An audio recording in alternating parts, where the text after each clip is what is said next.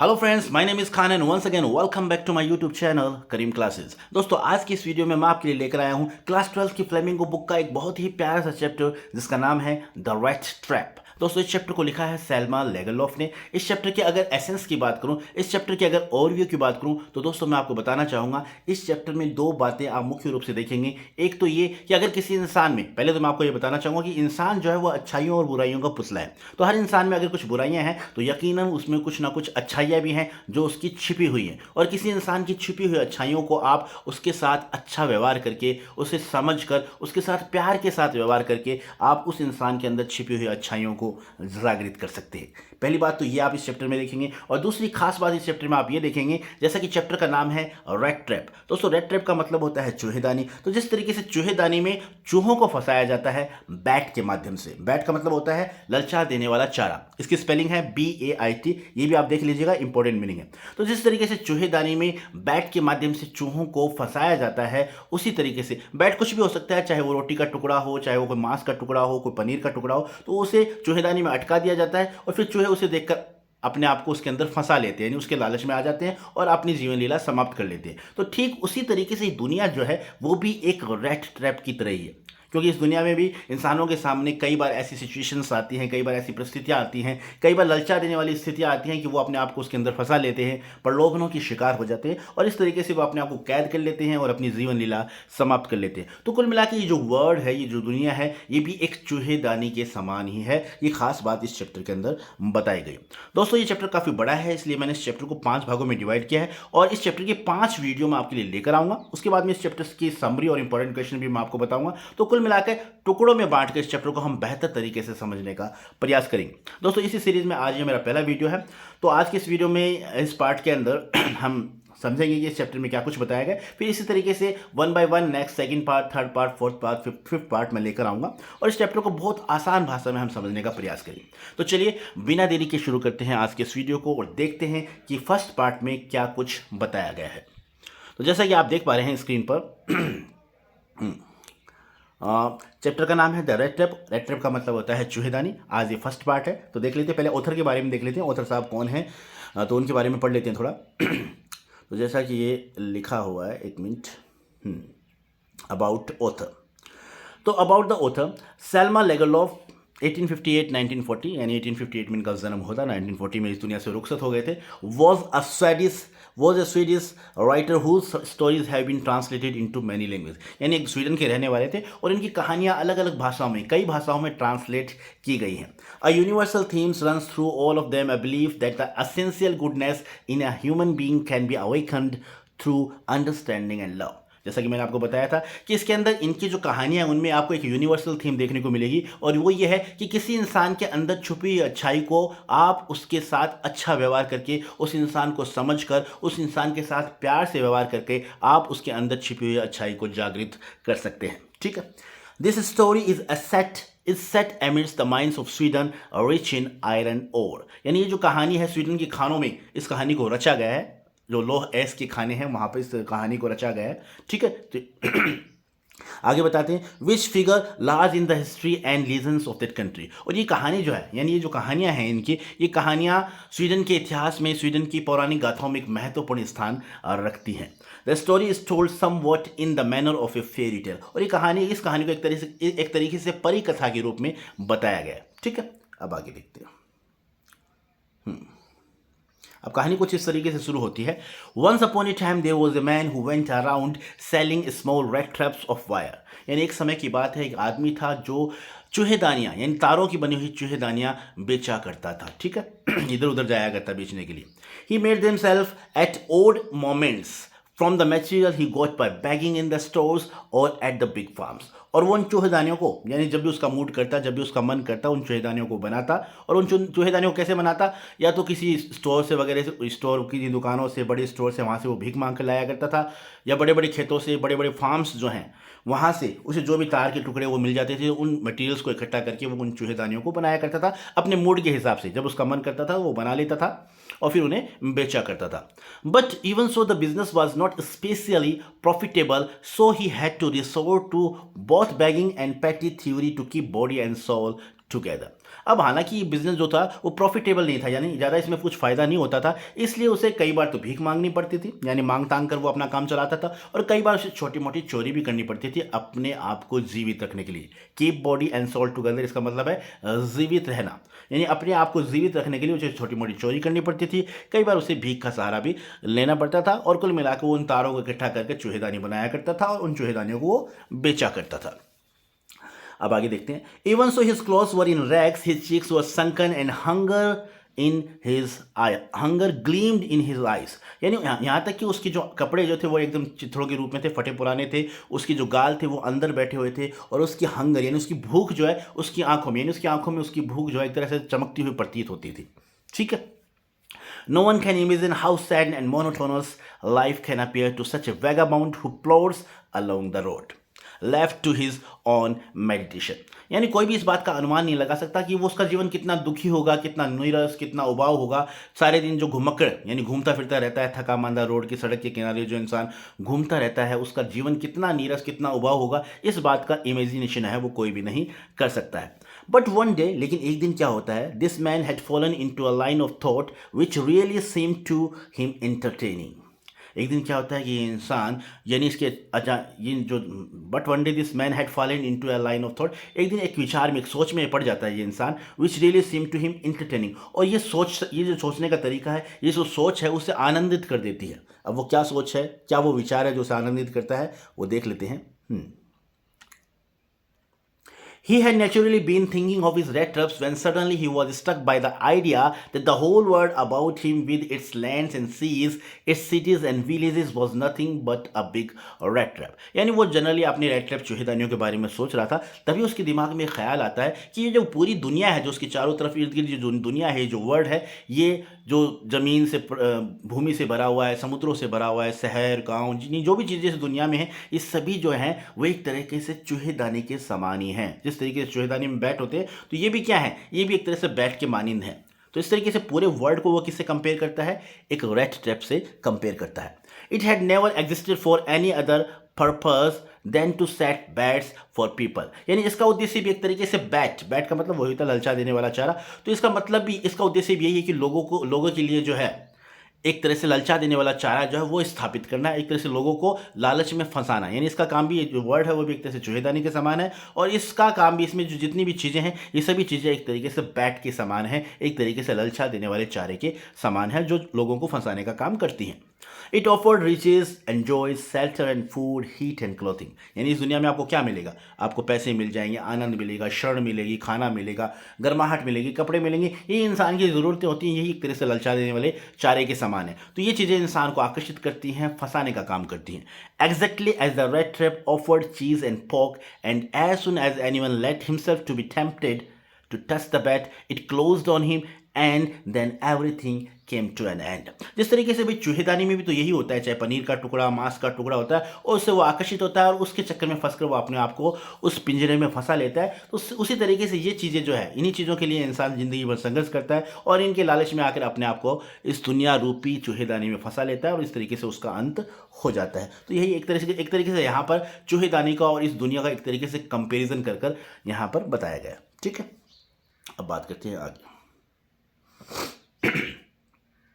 आगे है the world, just एक minute,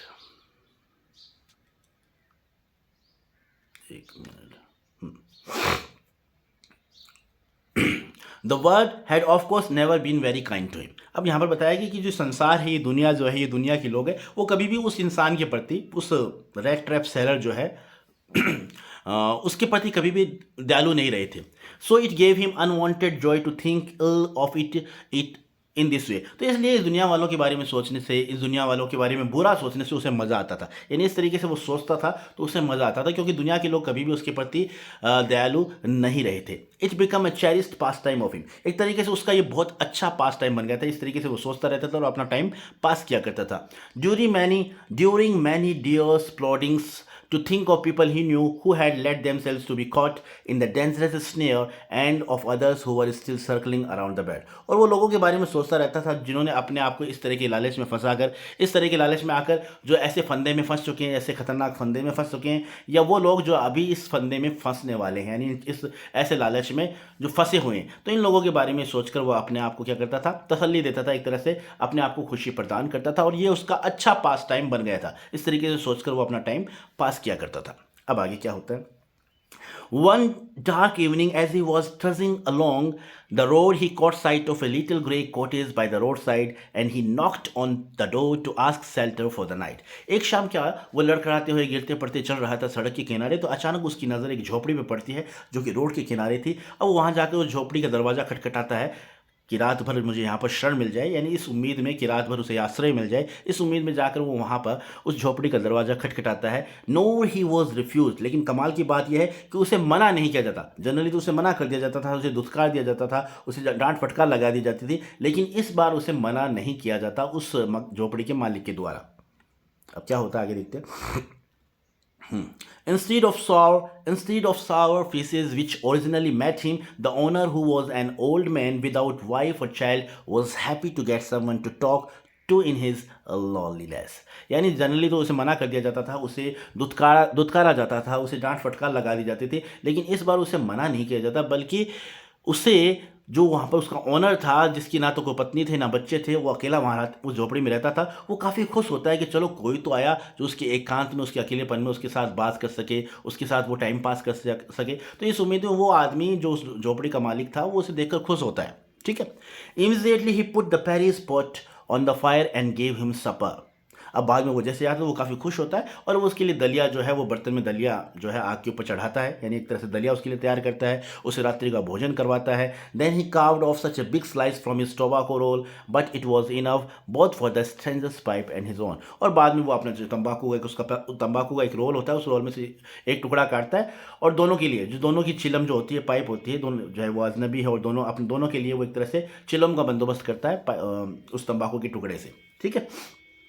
Finally, he got out an old pack of cards and played majolius with his guests until bedtime. और बाद में खाना वाना खाने के बाद में, चिलम विलम सब पीने के बाद में, वो अपने दोस्त के साथ वो पुराना अपना ताश का जो है पैक निकालता है, और फिर ताश के पत्ते खेलता है। एक गेम है उनका मजोलिस। ठीक है। तो वो गेम अपने उस स्ट्रेंजर के साथ, अजनबी के साथ खेलता है।